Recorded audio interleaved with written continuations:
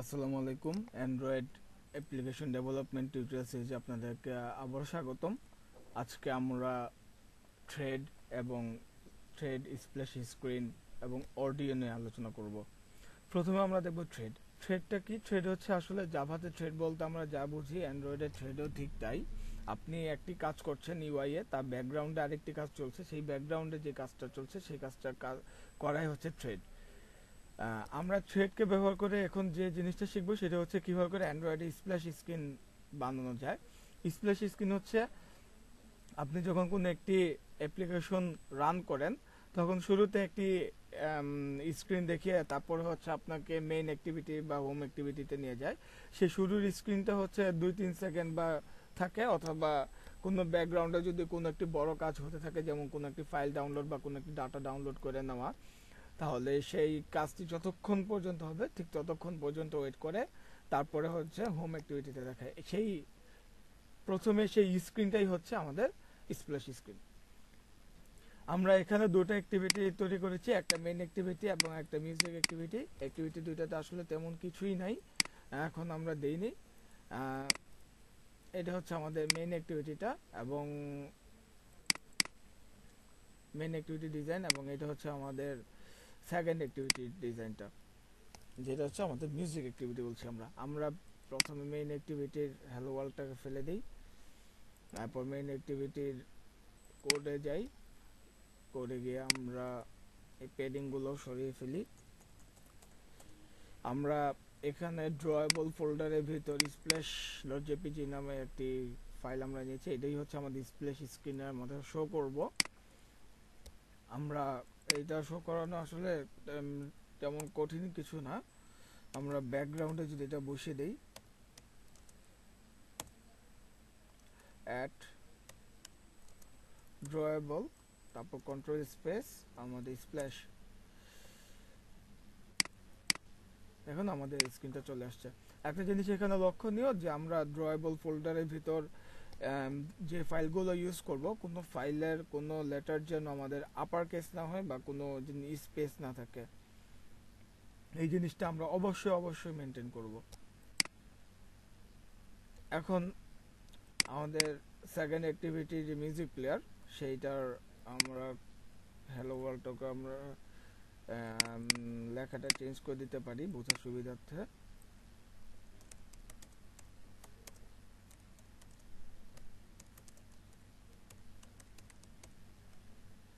This is our second activity, এবং আমি এটা টেক্সটের সাইজ বলে দিচ্ছি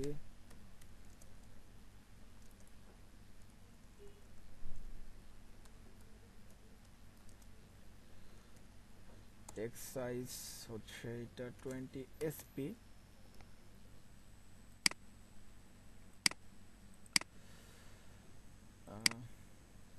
আমি এটা ব্যাকগ্রাউন্ডের কালারও আমি চেঞ্জ করে দিতে পারি। আমি এটার প্যাডিংগুলোও সরিয়ে দিচ্ছি।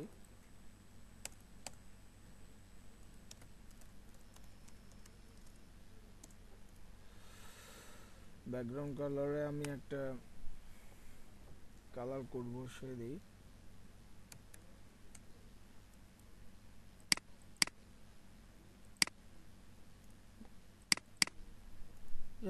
একটা কালার কোড বসালাম।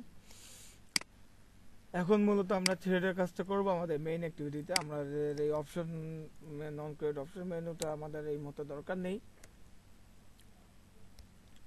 থ্রেডকে আমরা থ্রেডের কাজ করার জন্য যা করতে হবে, আমাদের প্রথমে থ্রেডের একটা অবজেক্ট নিতে হবে, THRED থ্রেড। থ্রেডের অবজেক্টের নাম দিলাম TR, equals to new thread. এর ভিতর আমাদের নিতে হবে একটি ক্লাস। সে ক্লাসটা হচ্ছে একটি মেথডকে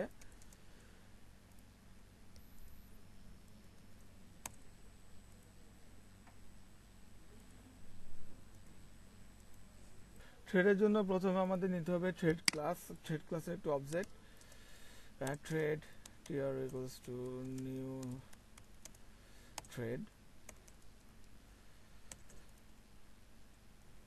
তার ভিতরে হচ্ছে আমরা কি করব, আমাদের মূল কাজটা কি হবে সেটা আমি বলবো। সেই কাজটা থ্রেডকে রান করানোর জন্য আমাদের পাবলিক একটি ভয়েড মেথড নেওয়া লাগে, রান মেথড নেওয়া লাগে, যেটা হচ্ছে ভয়েড এবং পাবলিক।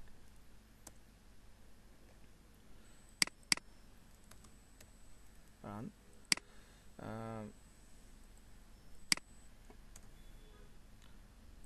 আমরা এর ভিতর কিছু আমরা যে কাজটা করব, যে আমাদের যে স্প্ল্যাশ স্ক্রিনটা, সেই স্প্ল্যাশ স্ক্রিনটা আসার পরে আমাদের এটা 3 সেকেন্ড ওয়েট করবে। 3 সেকেন্ড ওয়েট করার পর তারপর হচ্ছে সে নিউ অ্যাক্টিভিটিতে যাবে, মানে আমাদের মিউজিক অ্যাক্টিভিটিটাতে যাবে।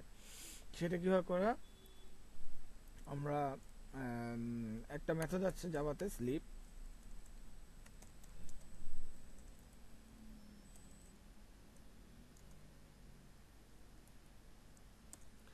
স্লিপ হচ্ছে একটি ইনপুট নেয়, যেটা হচ্ছে আমরা এখানে 300 দিব। 300 দেওয়ার মানে হচ্ছে যে আমরা এটা 3 সেকেন্ড চালাচ্ছি। এটা হচ্ছে মিলি সেকেন্ড ইনপুটটা যায়, 300 মিলি সেকেন্ড সময় 3 সেকেন্ড। এখন এখানে একটা এরর দেখাচ্ছে যে বলছে যে ট্রাই ক্যাচে ফেলতে হয়। আমরা ট্রাই ক্যাচে ফেলি। ট্রাই এর কাজ হচ্ছে চেষ্টা করবে যে স্লিপ মেথডটা 3 সেকেন্ড চালানো। যদি সে 3 সেকেন্ড এটা চালাতে কোনোভাবে ব্যর্থ হয়, তখন সে এক্সেপশন রিটার্ন করবে, ইন্টারাপ্টেড এক্সেপশন। আর আরেকটা মেথড আছে ফাইনালি। এর ভিতর হচ্ছে আমরা বলে দিচ্ছি যে আমাদের আসল কাজটা কি হবে। যে আমরা ইন্টেন্ট নিব, intent I equals to new intent. আমাদের এটা হচ্ছে মেইন অ্যাক্টিভিটি ডট দিস। আর আমরা যাব হচ্ছে মিউজিক প্লে অ্যাক্টিভিটিতে, মিউজিক প্লে ডট ক্লাস।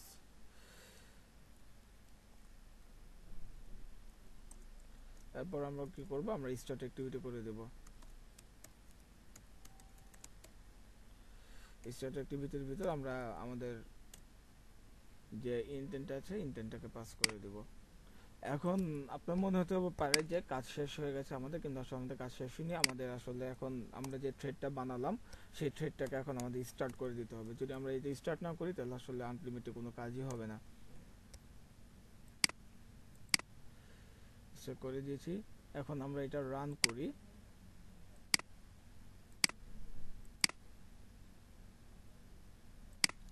আমরা আমাদের মিনিটের জন্য ওয়েট করি। আমাদের এটা রান হয়ে গেছে, আমাদের আসলে সেকেন্ড চলে গেছে। আমরা যদি এটা আর একবার যদি দেখি ভালো করে,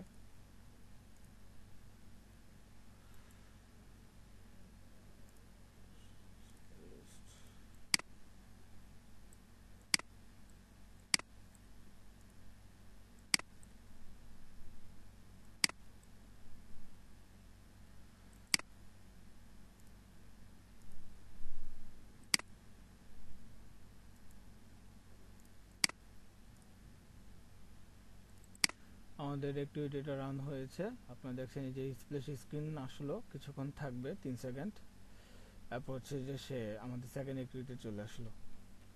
এটি হচ্ছে আমাদের মূলত স্প্ল্যাশ স্ক্রিন। এই জাভা থ্রেডই আসলে এই কাজটা করে। আপনার আর একটা কাজ বাকি আছে, যেটা হচ্ছে যে আমরা যদি এখন এটা যদি ব্যাক করি, তা দেখবেন যে আমাদের স্প্ল্যাশ স্ক্রিনটা আবার চলে আসছে। কিন্তু আমরা চাই না যে স্প্ল্যাশ স্ক্রিনটা আবার চলে আসুক। আমরা সেই স্প্ল্যাশ স্ক্রিনটাকে কিভাবে করে মানে বন্ধ করা যায়, সেটা আমরা এখন দেখব। আমরা একটা একটু ছোট্ট হিসাবে ভুল করেছিলাম, যেটা হচ্ছে যে আমরা স্লিপের মধ্যে 300 সেকেন্ড দিয়েছিলাম, আসলে 3000 সেকেন্ড হবে, 3000 হবে।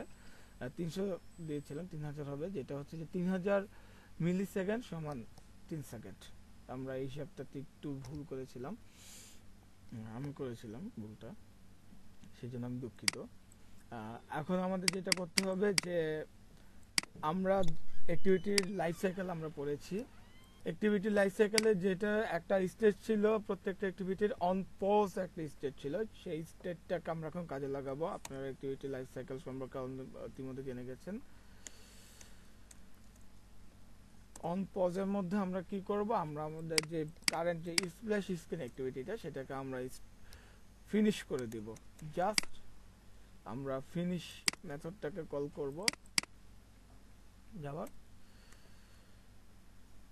ব্যাস। এখন আমরা আবার এই অ্যাক্টিভিটিটা রান করি।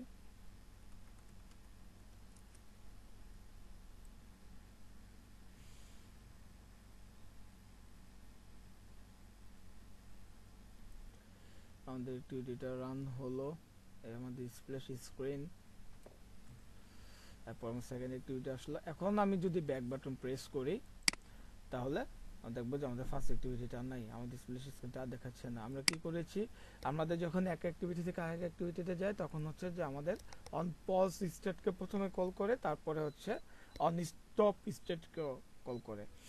আমরা অন পজের ভিতরে অন পজ স্টেটটাকে ওভাররাইড করে আমরা বলে দিয়েছি যে এই স্টেটেই অ্যাক্টিভিটিটা ফিনিশ হয়ে যাবে। তাই হয়েছে। আশা করি আপনারা থ্রেডের ব্যাপারে এতক্ষণ বুঝতে পেরেছেন। এখন আমরা এরপরের ক্লাসে আমরা দেখব হচ্ছে মিউজিক কিভাবে অ্যাড করা যায়।